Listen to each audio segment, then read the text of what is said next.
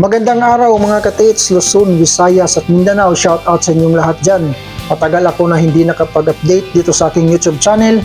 Hindi nakapag-upload ng mga bago kong video mga katits dahil sobrang busy. Nagpaparenovate kasi kami mga katits dito sa aming buong bahay. So ayan, tapos na mga katits. So ayan, meron pa rin akong may babahagi sa inyo ngayon mga katits. Ito ay isang treasure na nakuha doon sa bandang Mindanao at dito mismo sa Bohol mga katits. Ang dito sa Bohol ay nakuha doon sa Tubigon mga katits. So kung alam niyo ang lugar na yan, so ayan, ibabahagi ko sa inyo kung paano ito nakuha nila. So ayan mga katits, no, tatalakay natin una itong sa bandang Mindanao na nakuha. So ang marker na itong mga katits ay isang Chinese bamboo na nakapatong sa malaking bato. Tapos yung treasure ay inupuan ng malaking bato mga katits. So una yung Chinese bamboo, malaking bato, tapos yung treasure. So ganito yung kanilang ginawa mga katits. Isang foreigner na isang Hapones. Tapos naghanap siya ng mga digger. So kumuha siya ng mga 5 tao. Pinagdig niya mga katits, malapit lang doon sa Chinese bamboo. Dito sa kabila mga katits, tapos nilagyan nila ng yung trapal, no, para hindi makita yung kanilang trabaho. Pero ang pinagtaka mga katits kasi yung Chinese bamboo ay hindi pinasok doon sa trapal na ginawa nilang harang mga katits para hindi makita ng mga tao. So nagdig yung mga digger niya, pinadig niya ng napakalalim mga katits, umabot sila ng 30 feet hanggang 50 feet at pababa pa, palalim pa, wala silang nakuha mga katits. Hanggang sa sinabihan niya yung mga digger niya na mag-day off, so hindi muna pumasok, no. So yung pagkagabi mga katits, no, kinuha ng foreigner at doon lang mismo sa Chinese bamboo mga katits, no, inupuan ng malaking bato. So doon lang yung 2 box na kinuha ng isang Hapon mga katits. So ang sabi ng digger na nakausap ko doon sa Mindanao ay pinagpahukay sila ng napakalalim. Yun pala, yung treasure ay nasa itaas lang mga katits. So yun lang ay pakulo lang ng isang Hapones para makuha niya yung treasure, masulong niya yung treasure. So yan mga katits, no, sa mga digger dyan, kapag mayroong mag-hire sa inyo na magpapahukay, so gamitin natin yung ating mga utak mga katits dahil talagang kapag ganyan ay bihira lang yung mga dayuhan na magsasabi ng totoo. Talagang nilalaro lang nila mga katits, so gagamitin lang yung mga tao para makuha nila yung kayamanan na sulo, no? Walang kahati.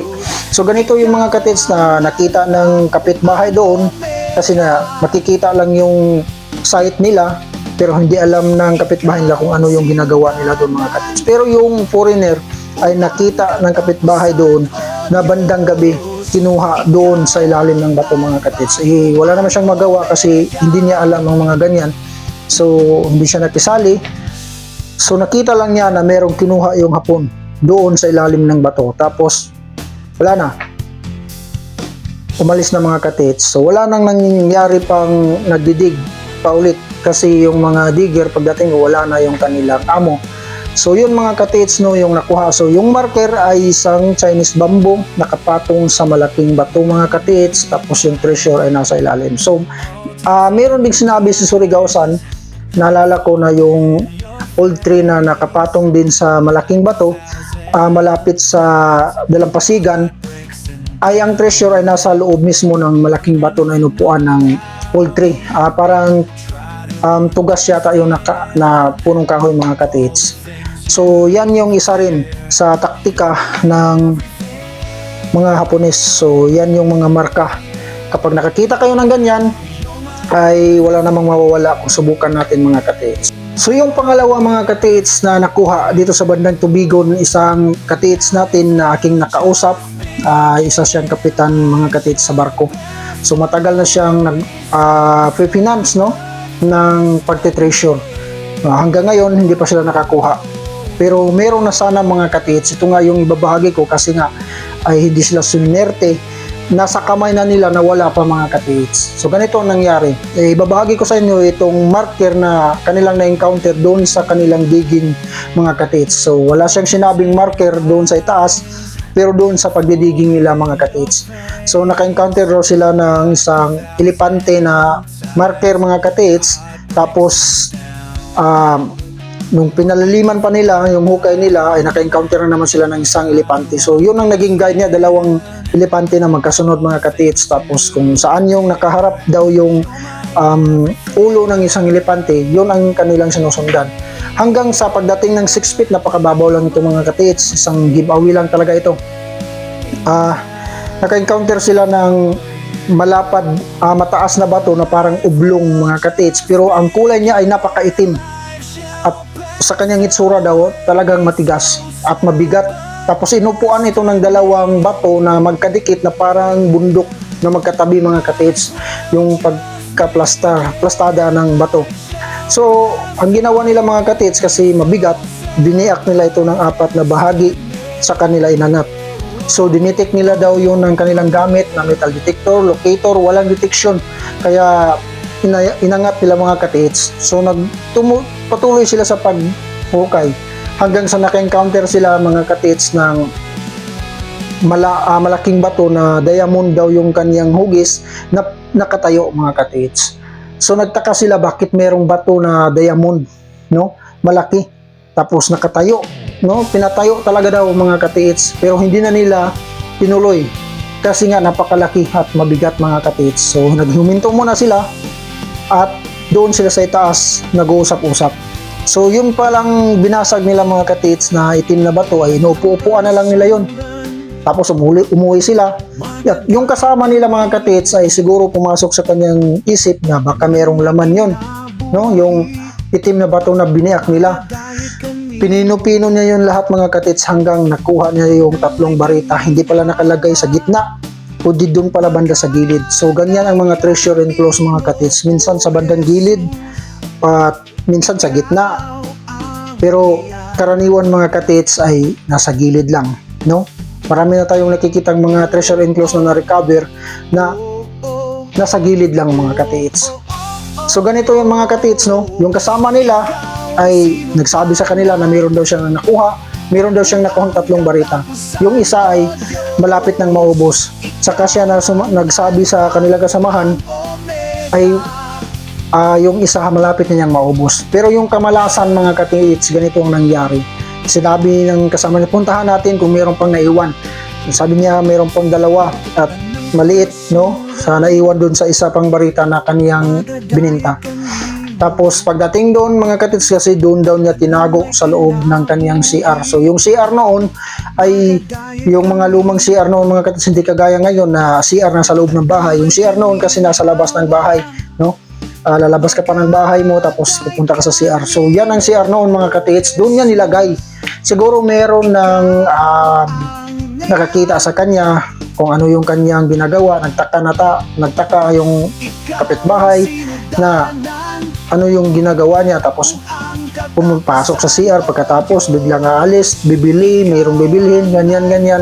So nagtaka mga katits at ninakaw mga katits, no? Ninakaw daw yung 2 barita na naiwan doon sa loob mga katits. So wala na siyang maipakita doon sa kanyang kasamahan kasi nga ninakaw na. Pero yung kasama nila mga katits, sabi na nakausap ko yung kapitan sa barko, ay namatay na daw yung kasama nila ngayon. Wala na daw. So yun ang sabi niya sa akin. So wala. Bago namatay yun ay at least nakaahon sa kahirapan konti mga katits dahil doon. Pero ito ang bigyan nating pansin mga katits, bakit walang detection sa bato na yun at bakit meron palang laman, no? So yan ang ating bantayan mga katits. Hindi lahat treasure na ating nadidetect sa ating mga gamit, no? Minsan ay mga iron lang yan mga katits. Katulad nun, meron palang laman, bakit hindi nadidetect? Bakit hindi iniukutan ng locator mga katits? So yan ang isa na ating bantayan kapag naghuhukay tayo mga katits. Kapag nag-encounter tayo ng ganyan, ay sinasadya na yan ng hapon na lagyan ng uling, binabalot ng alkitran, aspalto, kasi yan ang pambara mga katits na hindi natin masasagap, no? Hindi masasagap ng mga kagamitan natin yung treasure. Siguro dun sa iba, ay nasasagap nila kasi mga high-tech, sobrang high-tech na yung kanilang mga gamit, napakamahal na yun. Pero kagaya natin na wala tayong kakayanan na makabili ng ganyan kamahal na mga kagamitan mga katits, ay wala tayong mga katits ano. So kapag ganyan, maka-encounter tayo, walang mawawala mga katits kung susubukan natin. Basagin natin yan, basagin. Pino-pino mga katits, baka meron, no? Baka sakali, katulad nun, ay meron na pala silang makukuha sana mga katits. Yung kasama lang niya ay kahit paano nakaahon sa kahirapan, pero namatay na ngayon mga katits. So yan, yung aking may babahagi sa inyo ngayon mga katits. So pasensya na sa matagal na hindi ako nakapag-upload ng bago kong video mga katits. At ito, meron akong sa susunod na upload ko mga katits ay meron akong area na gusto kong balikan, at sana ito ay makunan ko ng video mga katits para may pakita ko na naman sa inyo mga katits. So yan lang. So salamat sa walang sawang pagsuporta sa aking video mga katits, o dito sa aking YouTube channel mga katits. So God bless sa inyong lahat mga katits.